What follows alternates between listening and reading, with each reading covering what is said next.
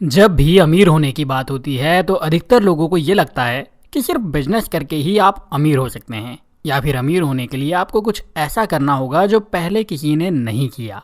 मैं ये नहीं कह रहा हूँ कि ये पूरी तरीके से झूठ है, लेकिन ये पूरी तरह से सच भी नहीं है। सच तो ये है कि दुनिया के अधिकतर अमीर लोग सिर्फ कंपाउंडिंग की पावर का इस्तेमाल करके अमीर हुए हैं, और अधिकतर अमीर लोगों ने सिर्फ दूसरे अमीर लोगों की नकल करके ही खुद को अमीर बनाया है। और आज हम इसी बारे में बात करेंगे कि कंपाउंडिंग से आप खुद को अमीर कैसे बना सकते हैं। देखिए, सबसे पहले बात करते हैं अमीर बनाने के तरीकों की।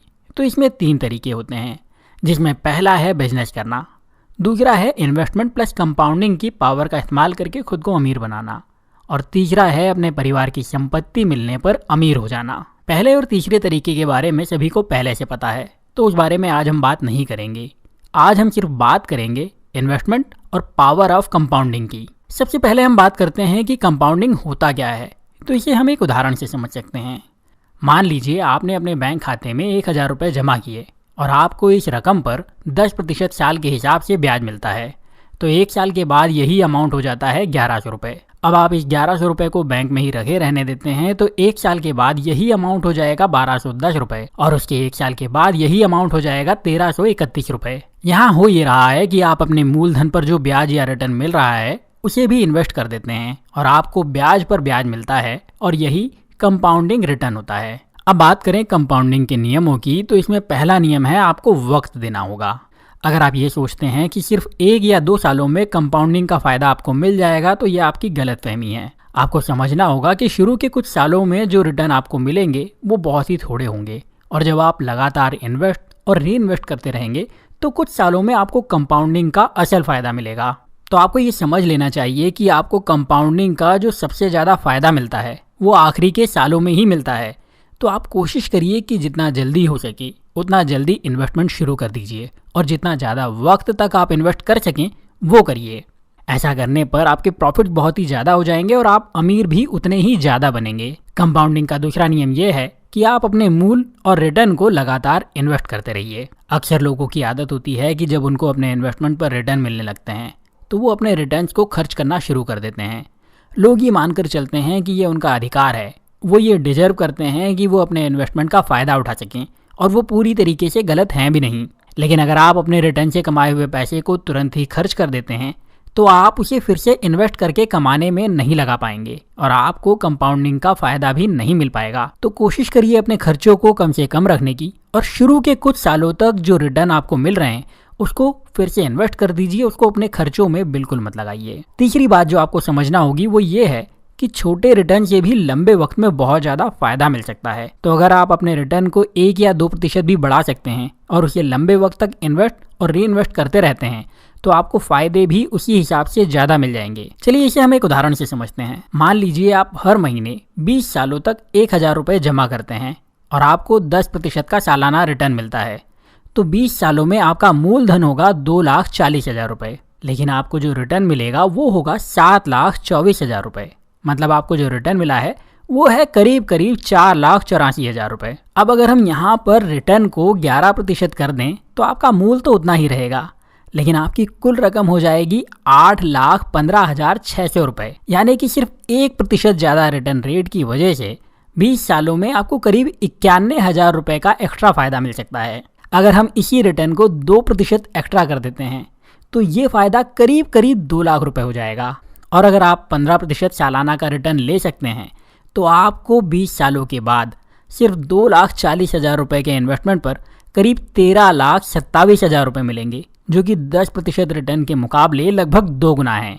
और ध्यान रखिए, यहाँ हमने सिर्फ 1,000 रुपये का उदाहरण लिया है, और हमने इसे हर साल आपकी इनकम के हिसाब से बढ़ाया भी नहीं है। आप चाहें तो आपका अमाउंट ज़्यादा भी हो सकता है और आपको रिटर्न भी उसी हिसाब से ज़्यादा मिलेंगे। और अगर आप अपनी इनकम के हिसाब से अपने इन्वेस्टमेंट को बढ़ाते हैं तो आपको अपने रिटायरमेंट के वक्त में उस हिसाब से फ़ायदा भी ज़्यादा मिल जाएगा। तो आपको करना यह है कि आप अपनी कम उम्र में जल्दी से जल्दी इन्वेस्टमेंट शुरू करिए और अपने इन्वेस्टमेंट पर ज़्यादा से ज़्यादा रिटर्न हासिल करने की कोशिश करिए, और फिर से उस रिटर्न को इन्वेस्ट कर दीजिए। अगर आप सेफ्टी के साथ 3% भी एक्स्ट्रा रिटर्न ले सकते हैं तो लॉन्ग टर्म में आपको इससे बहुत फ़ायदा मिल जाता है, और कंपाउंडिंग की पावर का इस्तेमाल करते हुए ये आपको अमीर बनाने में बहुत मदद करेगा। अब यहाँ एक सवाल और कर सकते हैं कि अगर कंपाउंडिंग से थोड़ा सा पैसा भी लोगों को अमीर बना सकता है और ये इतना ही आसान है तो सभी लोग अमीर क्यों नहीं हो जाते? तो उसका सीधा सा जवाब ये है कि दुनिया के अधिकतर लोगों को एक बीमारी है और इस बीमारी को मैं फ्यूचर मायोपिया कहता हूँ।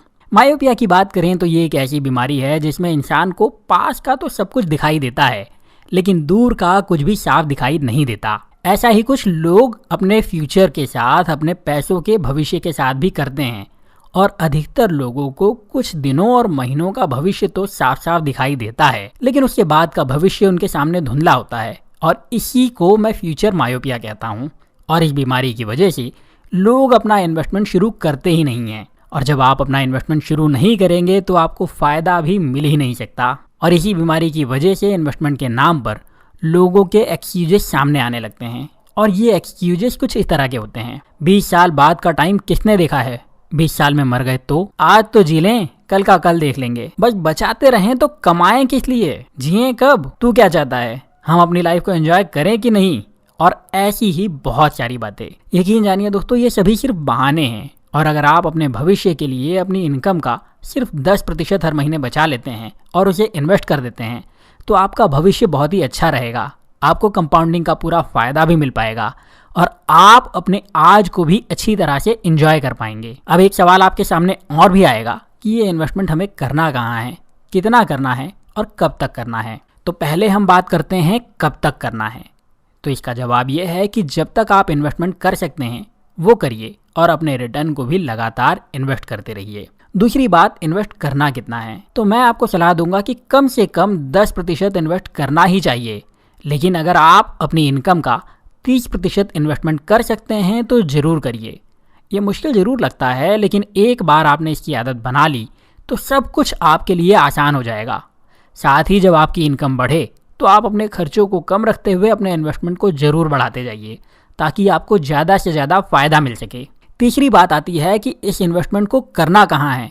तो आप हमेशा अपने इन्वेस्टमेंट को 3 हिस्सों में बांट दीजिए और इनमें से एक हिस्सा हमेशा सबसे सेफ ऑप्शन में इन्वेस्ट करिए। ये ऐसा इन्वेस्टमेंट होना चाहिए जिसमें आपको लॉस के चांसेस लगभग 0 होते हैं। व्यक्तिगत रूप से मैं प्रॉपर्टी को सबसे ज़्यादा सेफ इन्वेस्टमेंट मानता हूँ। व्यक्तिगत रूप से मैं प्रॉपर्टी को या रियल एस्टेट को सबसे ज़्यादा सेफ इन्वेस्टमेंट मानता हूँ और इस पर अगर आप सही तरीके से इन्वेस्ट कर लेते हैं तो आपको सालाना 10% से लेकर के 16% तक का रिटर्न भी मिल सकता है। तो अगर आप अपनी इनकम का 30% पैसा बचाना और इन्वेस्ट करना चाहते हैं तो मुमकिन हो अगर आपके लिए तो कोशिश करिए 10% पैसा हर महीने किसी प्रॉपर्टी में डालते रहिए। और जैसा कि मैंने आपको कहा है, लॉन्ग टर्म में इस इन्वेस्टमेंट पर आपको 10% का सालाना रिटर्न बहुत ही आराम से मिल जाएगा। दूसरा इन्वेस्टमेंट जो आपको करना है वो थोड़ा ज़्यादा फायदे के साथ करिए और इसमें थोड़ा रिस्क लेने के लिए तैयार रहिए। ये इन्वेस्टमेंट आप म्यूचुअल फंड में कर सकते हैं।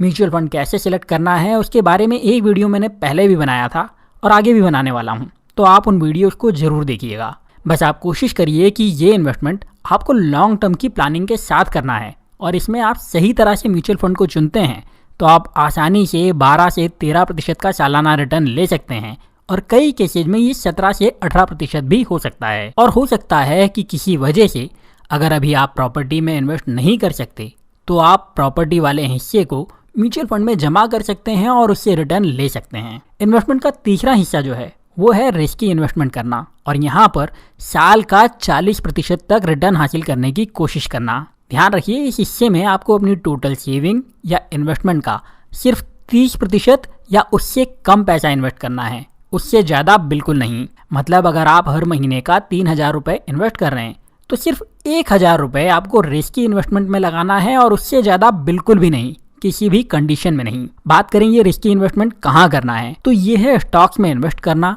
और ट्रेड करना।